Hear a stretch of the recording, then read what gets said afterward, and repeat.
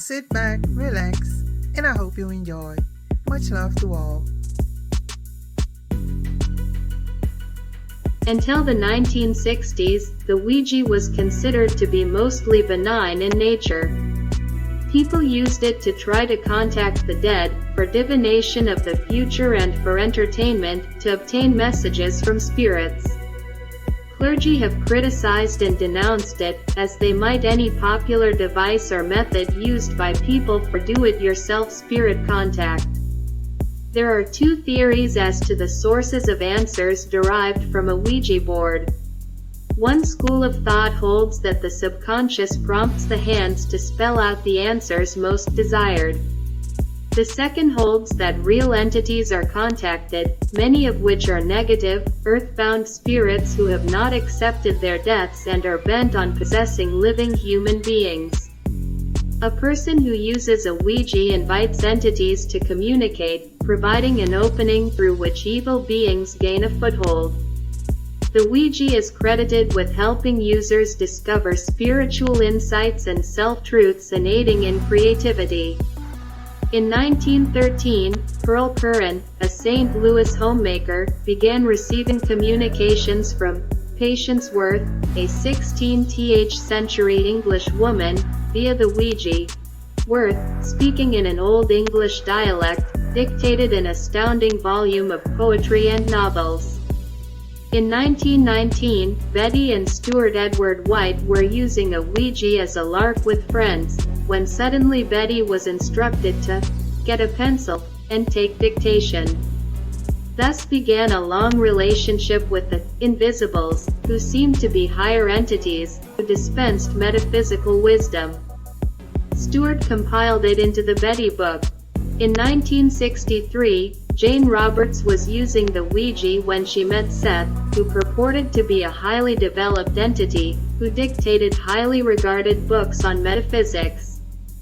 The Pulitzer Prize-winning poet James Merrill composed his epic The Changing Light at Sandover from 2 decades of spirit communications via the Ouija. The New Age author Ruth Montgomery began her channeling with a Ouija, then moved to automatic typing.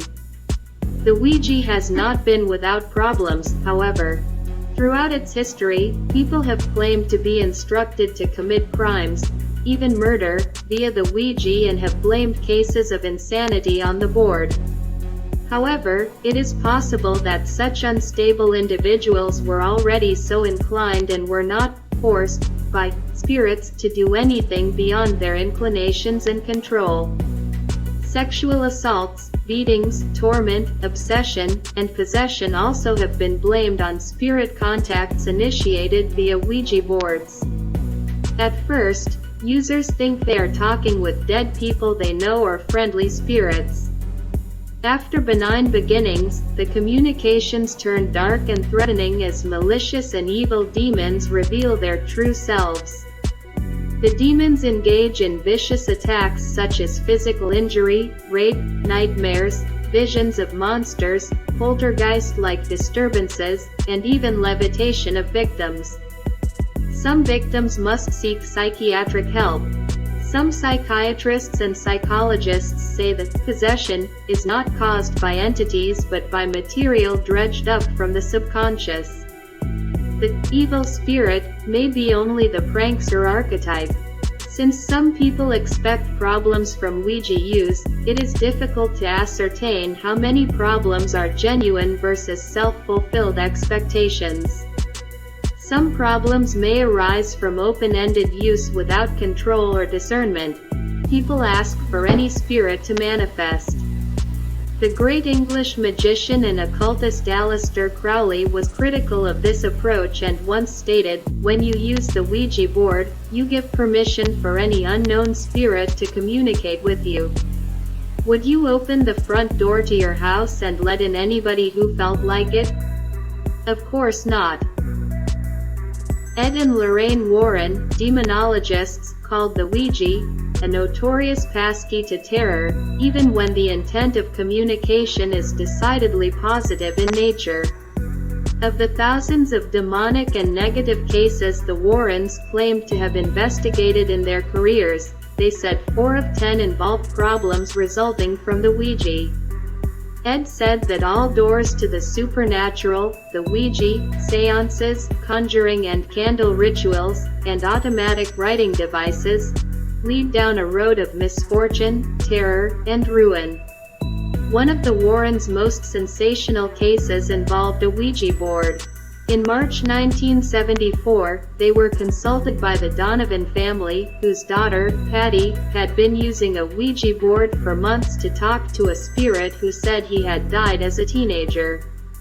Patty asked the spirit to manifest, and the Donovan household began experiencing unpleasant phenomena of destruction, rains of rocks, levitation of objects, the manifestation of black forms, and noises. The Warrens investigated, and the case was turned over to Catholic clergy for exorcism. A successful rite was performed on May 2, 1974, during which a demon manifested as a 7-foot-tall being with horns, cloven feet, and a tail, according to the Warrens.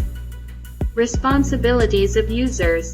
Many paranormal investigators and occultists say they have no problem using the Ouija, and the key is responsible use. Any spirit interface device should not be used for entertainment or for open calls to the spirit world, nor should participants use alcohol or drugs prior to or during sessions. Thank you for watching. I hope to see you again soon. Till the next time, much love.